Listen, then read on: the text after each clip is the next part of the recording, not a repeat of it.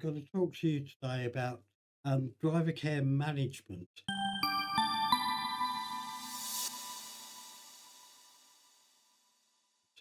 Now, this is assuming that you've got the driver care module licensed and you're using it for vehicle creation and to keep your users' driving license, etc. On the screen, you can see on the left-hand side, you have a driver care section here, and if you have the suitable level, you'll have access to this management. This will open a screen which will give you an overview of everything that's going on with your users, their vehicles, their um, eligibility to drive your company. At the top of the screen here, you have an overview of the status of the document checks, what's switched on, whether we have the automation switched on, etc.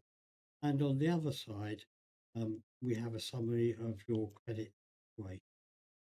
The checks for both driving licenses and for vehicle MOT, you do have to buy credit for these checks in order to complete.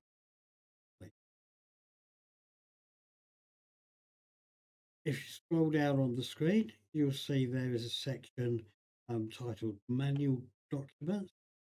This will give you a summary of all the users down on this side and what documents they have already loaded onto the system, which ones have been checked and approved, and if there's any outstanding that they need to upload.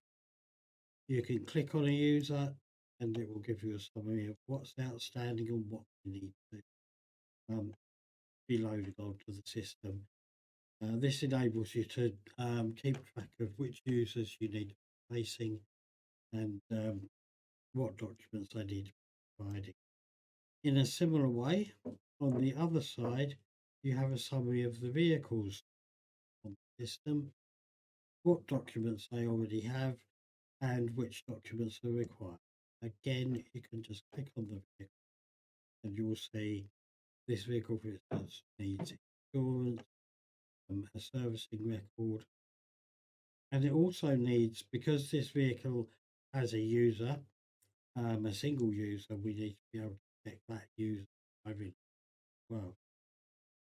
We already have some documents on the vehicle, the MOT and the vehicle tax.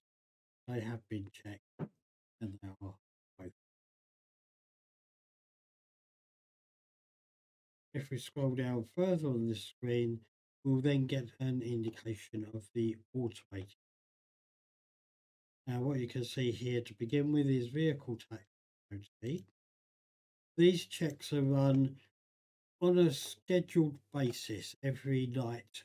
There will be a new check. If there's any new vehicles or any expired documents, then that check will run and these statuses will be updated. You can see this vehicle here is fine. It's got document status. That's the actual tax and MOT themselves. They have checked and they're both valid. The check status is just telling you that the check did actually run successfully last night. It doesn't necessarily reflect on the fact on the validity of the document or the vehicle. We can see for this vehicle the next check not due until August 2022, but these other vehicles have a problem with. We can see checks and document status failed. We can click on the vehicle and we get a summary of what's wrong. Now, for these vehicles, it's saying there were no documents available or valid. So either documents have expired or for some reason it's not possible for us to get document from them.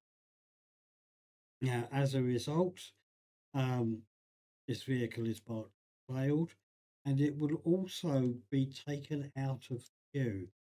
Now, what the system will do when it gets a failed check, rather than continually rechecking the vehicle and spending your credits on that, it will pause the checks on that vehicle and you can manually intervene make sure that the user of the vehicle is chased to make sure they have MOT it. And then once they've confirmed that that's been done, you can come in and you can click retry, and then you'll see that it gets the next check status now, and the check is now pending. So hopefully the next time the check's run on the system, this would come back fully taxed and MOT'd. You also have in here access to a log, which just summarises which was run and when. This is just so you can keep track of what's been going on the system.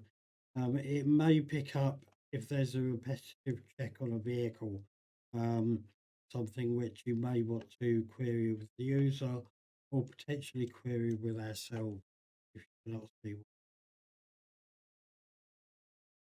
Scrolling further down, we come on to driving license check.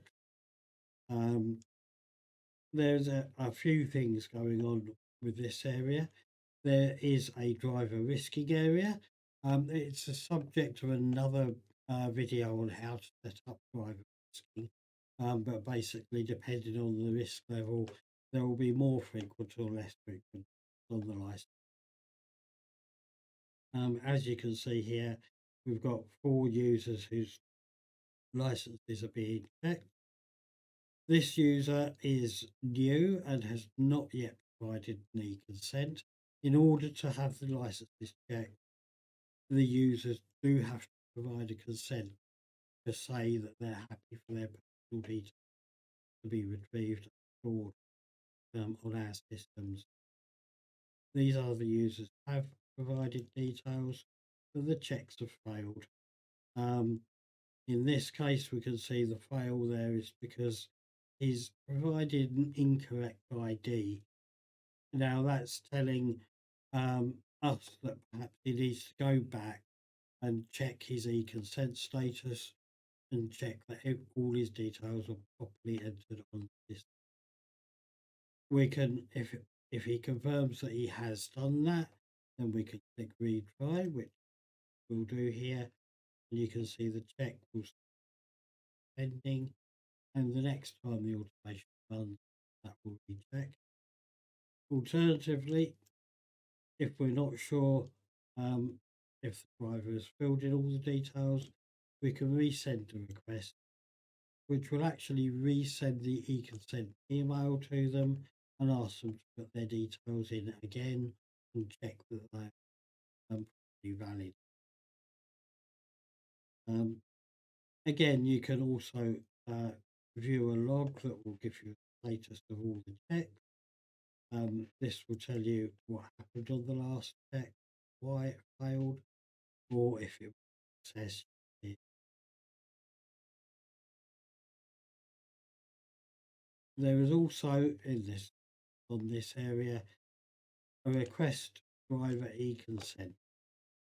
Now, all you have to do in order to set up a user for the automated driving license checks is actually come into this area, find the user on this side, left hand side, click the arrow to move over to the right hand side, and then just click send request. Those users will then be sent to the consent, and this screen will update appropriately when they are sent. If you do get an error like this, please contact us.